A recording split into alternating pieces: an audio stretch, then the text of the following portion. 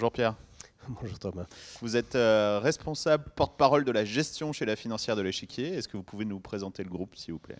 Alors rapidement, nous gérons aujourd'hui 27 milliards, puisque nous avons récupéré en fait lors du rachat de LBPAM sur la financière de l'Échiquier, et nous concentrons en fait toutes les activités de gestion active du groupe. Donc les équipes de Tocqueville, les actifs de Tocqueville ont rejoint en fait la structure de la financière de l'Échiquier.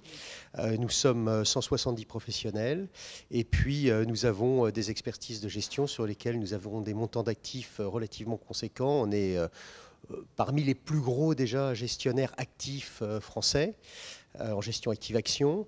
On a une très grosse empreinte sur les small mid cap, on a une très grosse empreinte sur les grandes valeurs européennes, on est probablement le plus gros gérant action actif sur les facteurs de risque value, c'est pas quelque chose qui est très connu. Et puis bien sûr la gestion internationale qui a été développée à partir de 2010 à la financière de l'Échiquier, mais qui est renforcée par l'arrivée d'un certain nombre de fonds qui étaient au sein du périmètre de Tocqueville.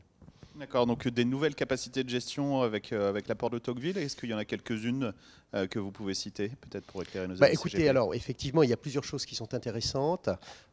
Déjà, je dirais les fonds de Tocqueville sont plus des fonds blend, que la financière de l'Échiquier avait beaucoup de fonds croissance, donc, et puis des fonds value. Donc ça rajoute quand même plus de cordes à notre arc, plus de spécialités, avec des équipes qui ont des expertises reconnues et prouvées sur cette spécialité-là. On se renforce aussi sur la technologie à travers un fonds qui s'appelait Global Tech, et une équipe très aguerrie en fait, qui gère ces stratégies-là et qui a repris un peu la main sur toutes nos gestions thématiques qui ont toujours eu de l'importance au sein de notre offre. Et puis ça nous renforce aussi sur toute une série d'autres gestions, par exemple je dirais des gestions pays, puisque grâce à l'arrivée de Tocqueville, on vient d'en lancer un fonds sur le Japon, on a un fonds sur la Chine, on va lancer un fonds sur l'Inde. Enfin, on travaille sur pas mal de projets très intéressants. On est dans un contexte macroéconomique qui change. Les banques centrales ont entamé leur cycle de baisse des taux. On vient de passer les élections aux États-Unis.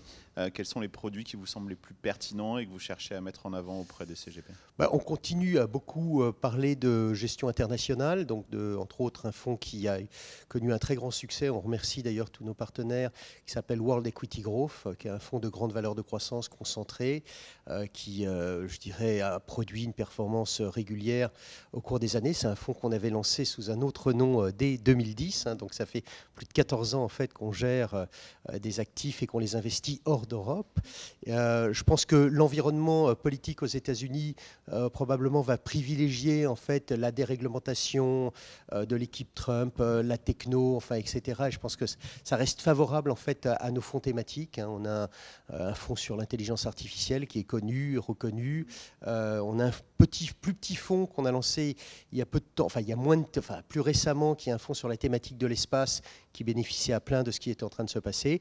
Mais je dirais pas simplement l'international, aussi toujours les grandes valeurs européennes de qualité. Alors c'est vrai, l'économie européenne, je dirais, va croître de façon moins importante que l'économie US, mais les grandes valeurs européennes ont des expositions, bien sûr, dans le monde entier, et donc profitent en fait aussi de cet environnement américain, et de notre point de vue, ne seront pas trop impactés par éventuellement, même si rien n'est certain, la mise en place de taxes à l'importation sur le territoire américain.